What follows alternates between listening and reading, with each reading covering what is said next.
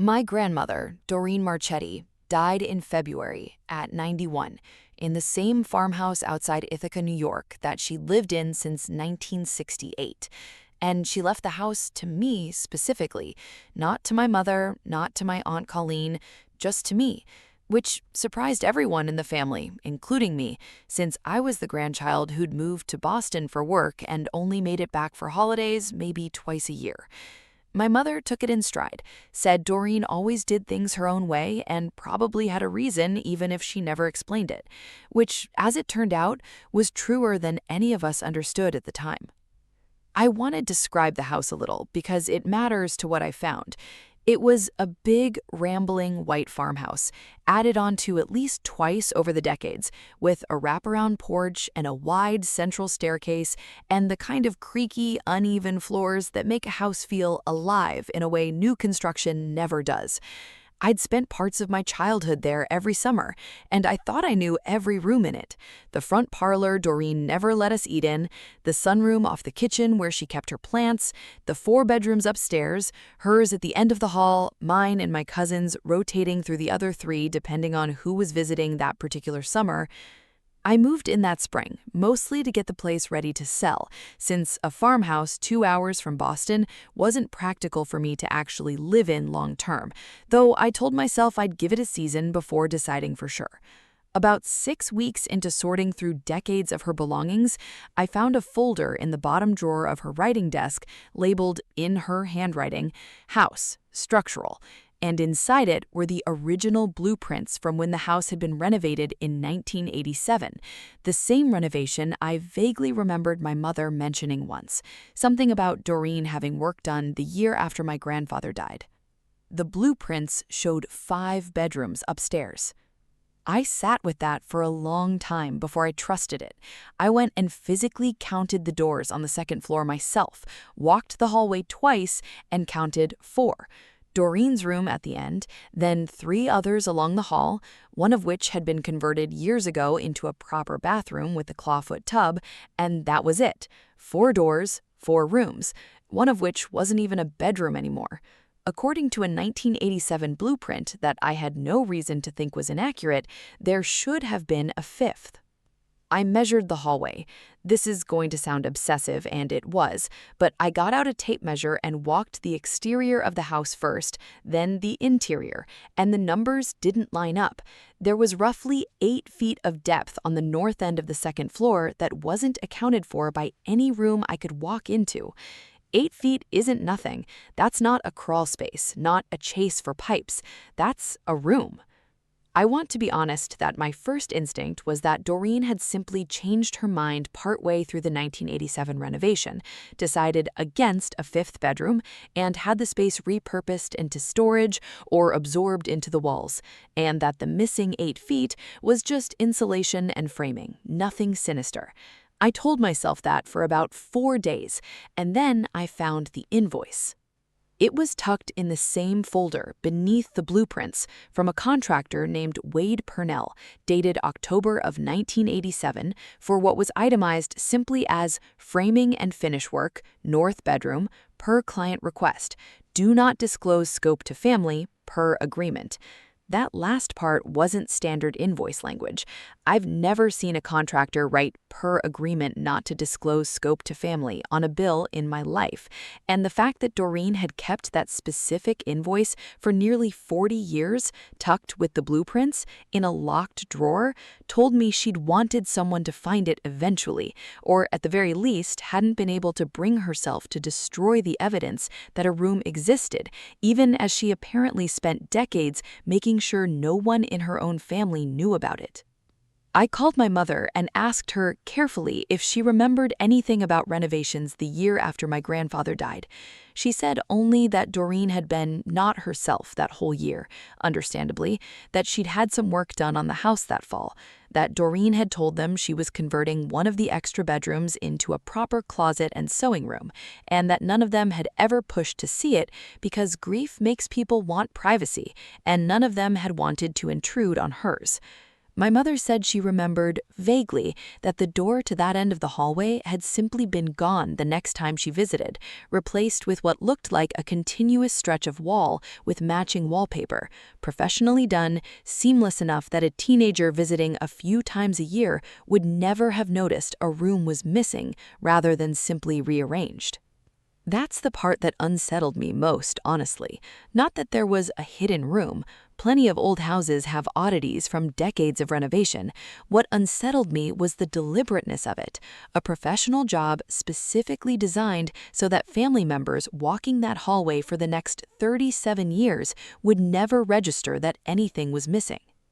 I hired someone to open it. I want to be clear that I thought seriously about not doing this, about just selling the house with the room sealed and letting whatever was in there stay someone else's mystery to inherit. And I've gone back and forth since about whether that would have been the wiser choice. But I'd already found the invoice, already measured the hallway, already lain awake more than one night running through possibilities that ranged from mundane to genuinely disturbing, and I decided I owed it to myself, if not to Doreen, to know.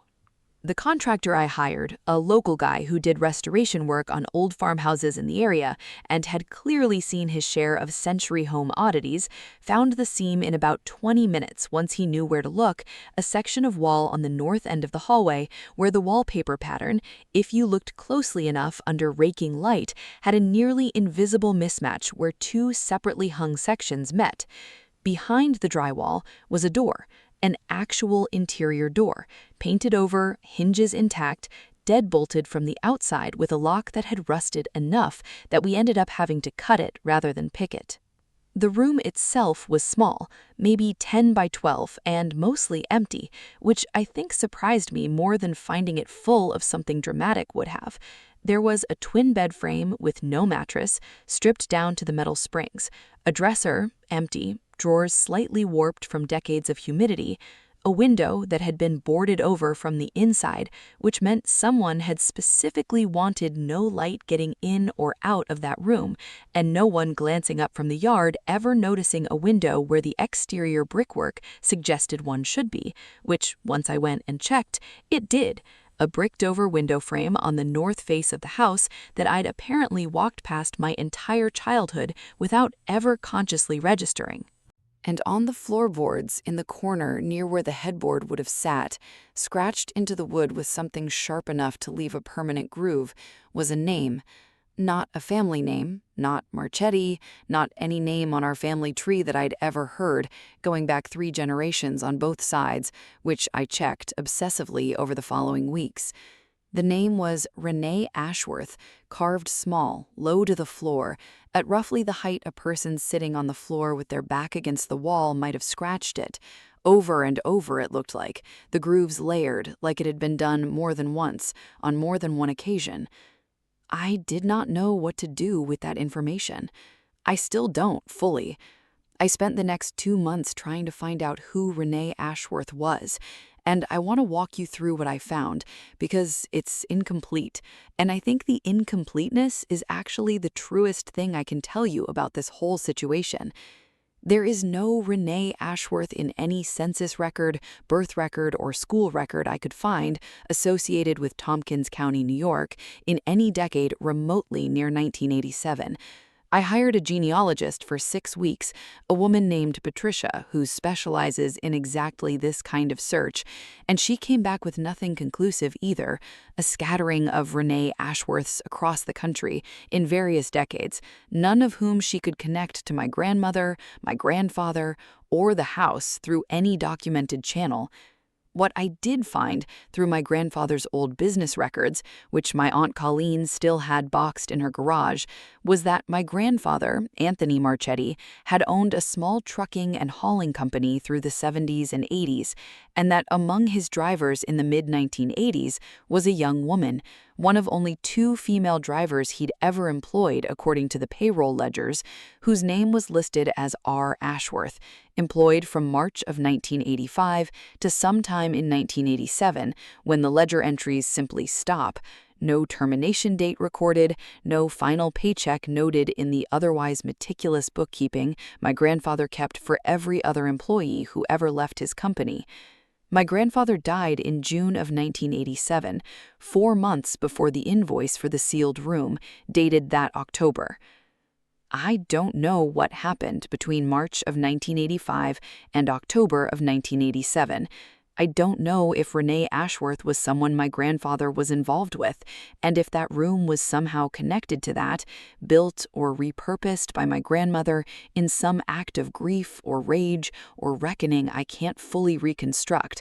I don't know if Renee Ashworth was ever actually confined in that room, or if the carved name is something else entirely, a memorial rather than a record of confinement, something Doreen did herself, alone in a locked room she'd had built specifically so she could grieve or rage or process something in complete privacy, away from a household of grandchildren who visited every summer, and a life that otherwise required her to keep functioning. I don't know if the boarded window and the deadbolt on the outside of the door mean what my worst late-night imagination insists they mean, or if there's a mundane explanation. Old houses have old locks installed for reasons lost to time, and maybe the mattress was simply removed decades ago and disposed of the way anyone clears out an unused room, and maybe I am building a horror story out of 8 feet of missing hallway and a woman's grief that was never mine to fully understand. I asked my mother if she'd ever heard the name Renee Ashworth. She hadn't. I asked my Aunt Colleen the same question, and she went quiet for a moment in a way that made my stomach drop, and then she said that our grandfather had, in fact, had an affair sometime in the mid-'80s, that it was one of those things everyone in the family sort of knew and sort of didn't, the way old family secrets exist in a permanent state of acknowledged but unspoken. That Doreen had found out, that there'd been a period of maybe 2 years where their marriage had been, in Colleen's words, not good, before it apparently resolved itself, at least on the surface, before my grandfather's sudden heart attack from an attack in 1987 ended the question of whether it would have resolved permanently or not. Colleen didn't know the other woman's name. She'd never heard anyone say it out loud. She said Doreen never once in the 30-some years after my grandfather's death brought up the affair, the marriage trouble, or anything related to that stretch of time. Not to her, not to my mother, not, as far as anyone in the family knows, to anyone at all. I sold the house in the fall to a young couple from Syracuse who wanted a farmhouse project, and I told the contractor to open the room back up as part of the sale prep, turn it into a proper bedroom again, drywall, paint, the whole thing. I stood in that room one last time before the work started, alone, and looked at that name carved into the floorboards, and I didn't tell the new owners it was there. The contractors sanded the floors before finishing them, and whatever was left of that carving is under 2 coats of polyurethane now, in a bedroom some other family's kid is probably sleeping in tonight, with no idea any of this ever happened.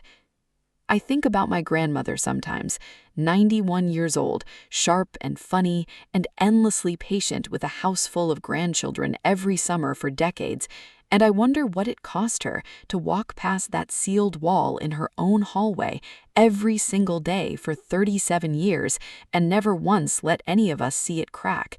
I don't know if she built that room out of grief or anger or something closer to punishment, hers or someone else's, and I've had to accept that I'm probably never going to know for certain that the one person who could have told me the truth chose deliberately, and for decades, not to, and that whatever she decided to leave sealed behind that wall, she also decided in the end to leave the blueprints and the invoice somewhere I'd eventually find them, which feels like it has to mean something, even if I can't tell you what. I keep thinking that if she wanted the whole thing to stay buried forever, she would have burned that folder instead of locking it in a drawer in a house she left specifically to me. I just don't know if that was an invitation to find the truth or a confession she couldn't bring herself to make out loud, left for someone else to carry instead.